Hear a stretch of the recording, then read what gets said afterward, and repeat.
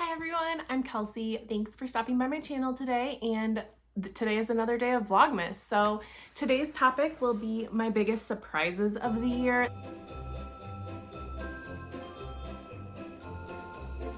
This is different than my best books of the year, although there might be some overlap. I had a fantastic reading year. I have 7 books I want to talk about that totally surprised me this year, that were unexpected and blew me away. So the very first book I want to talk about is Behind Her Eyes.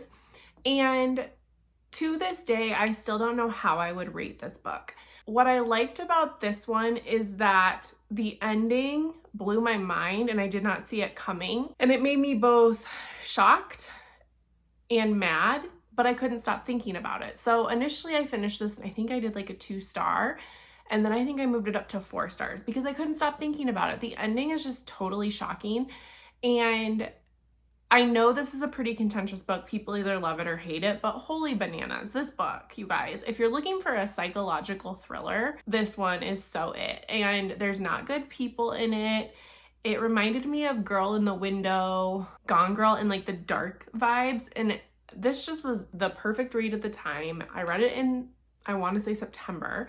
And it just totally shocked me. I still don't know what to think about it. And I think that that is the making of a book that surprises you. I won't talk about the plot because that could give some of it away, but just this one was a wild ride, super fun, totally surprised. The next book that I read is called No Land to Light On. And this is a literary fiction book. So this couple lives in the United States on a visa, and the husband flies back home to Syria to see his dying father. When he tries to return home, the Muslim travel ban goes into effect. And literally he's stranded and has to be returned home to Syria, a country he really doesn't want to be in. And meanwhile, his wife is back in America, pregnant, trying to figure out what to do. Their world was totally ripped out from underneath them through no fault of their own.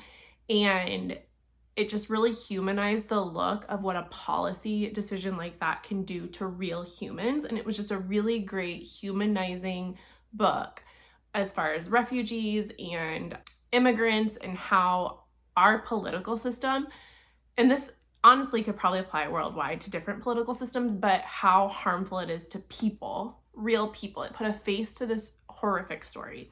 So such a great book. I really enjoyed it. I read it really fast. It's not super long, and it flips between the viewpoint of the wife and the husband. It just really broke my heart and stuck with me. The next book I want to talk about is All My Rage by Saba Tahir. And this book was pitched as young adult, and I'm not usually one who loves young adult, but this book totally blew me away. It's super heavy. Both characters have insane trauma. There's a lot of triggers, so just make sure before you read this book you look into those triggers. But essentially, the 2 characters are family friends from the Middle East. I can't remember which country. I read it a long time ago. And their families are intertwined. The main character, she is living with her uncle because her family has passed away, and he has very strict rules for her to work in the family store, but she wants to get an education and like go to college and do all these things, but she lives under this tyrannical uncle. So there's that going on. And then her friendship with the male character, who he's lost his mom. His dad is kind of falling apart, and so he takes up making some bad decisions in an effort to get his family ahead, and it ends up embroiling both characters, and they're falling in love, but then this thing happens and they fall apart, and it just wrecked me. And I listened to All My Rage on audio as I was painting our built-ins downstairs, and so I just have I had such a visceral reaction to this book. I cried. I was so angry at one character's decisions, but then you figure out what's actually happening. Both characters have intense trauma, and their family, various people in their family really stand out and help them, but then there's also people who pull them down. And it's just such a beautiful book. I believe this is the author's first non-fantasy book. And now I want to read her fantasy, because if she wrote such a beautiful book in current time, I'm sure her fantasy novels are just phenomenal. So that was All My Rage by Sabaa Tahir. I so recommend it. Totally blew me away. Was totally unexpecting it. It was so good. This one's gonna be hot. So I am going to talk about The House Across the Lake by Riley Sager. So honestly, the ending of this book, if you know, you know. And it's probably one of the more contentious Riley Sager books I have seen on social media as far as opinions. And I've read every Riley Sager book except for Survive the Night. I actually DNF'd that. I want to try it again just because I want to be a completist, but anyways, that's not really that relevant. So this book, it did exactly what I wanted it to do. I would say, but for the plot twist at the end, I wouldn't have liked it.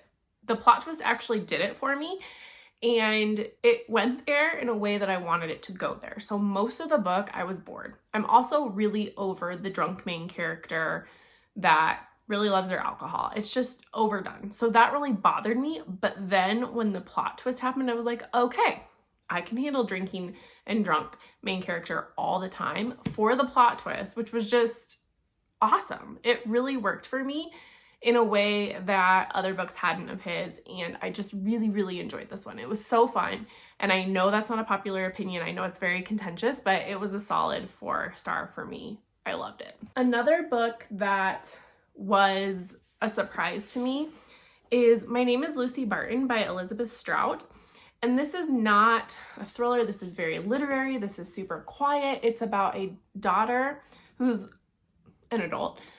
She has some unknown medical procedure, and her mother comes and flies out to see her. So the main character lives in New York City. The mother lives in Illinois and is from like a rural area, very poor, it's implied. And the daughter has kind of escaped that poverty, lives in a wealthier area in New York City, seems to have a well-off husband, and there's just a gap. The two have fallen apart, and when the mom comes to sit with her at the hospital, they reminisce on the past, and you're seeing the daughter process things from the past through her mom's eyes when she had a certain perception of what happened and her mom had a different one.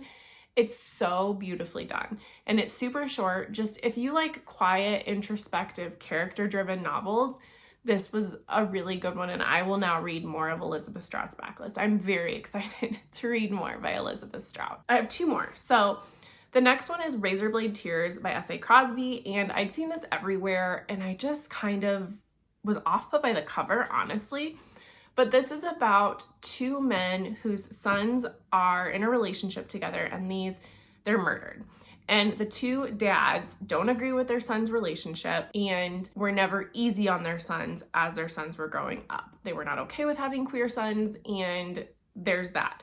Then their sons are murdered, and they realize what crappy people they were to their kids, and the 2 of them band up and they go on a vigilante mission to find the killers.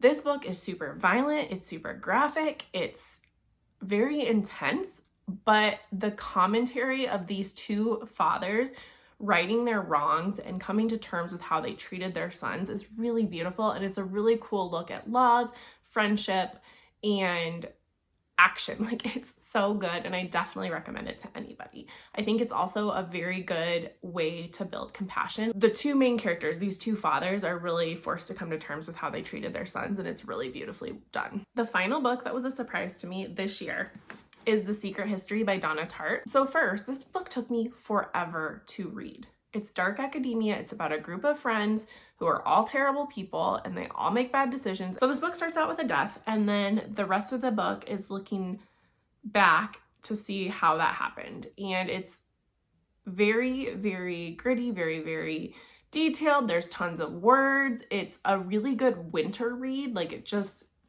Most of the action happens in the winter, but this book took me forever to read, and I just was like struggling to get into it. I read it so slowly, and initially I finished it and I think I gave it like 3 stars and was just like, it was boring. I didn't really enjoy it, but I have not stopped thinking about it since I finished it. Every character in this book was morally reprehensible, but her writing is so beautiful, and she writes these characters so thoroughly. and you have all these theories and plots and thoughts of what's going on, and you're wrong, and just the dynamic between all of these friends is super interesting. I think this is the OG dark academia book that kind of really, you know, started the craze, but holy moly, it's so good. But it just absolutely blew me away, and I want to reread it because then I think my rating would be higher now. I think this is one that I just needed to sit with and think about, and then my rating skyrocketed. The fact that I can't stop thinking about it makes it a 5-star book, and so I have reflected my ratings to show that. I absolutely adored this. Those are the books that surprised me this year. I would love to know if you have a hot take on Riley Sager, drop that in the comments. But also, if there was one of these books you've read and agreed or disagreed with, I would love to know. I would also like to know what your biggest surprise was to you this year. So thanks again for stopping by, and I'll see you again tomorrow for another round of Vlogmas. Bye!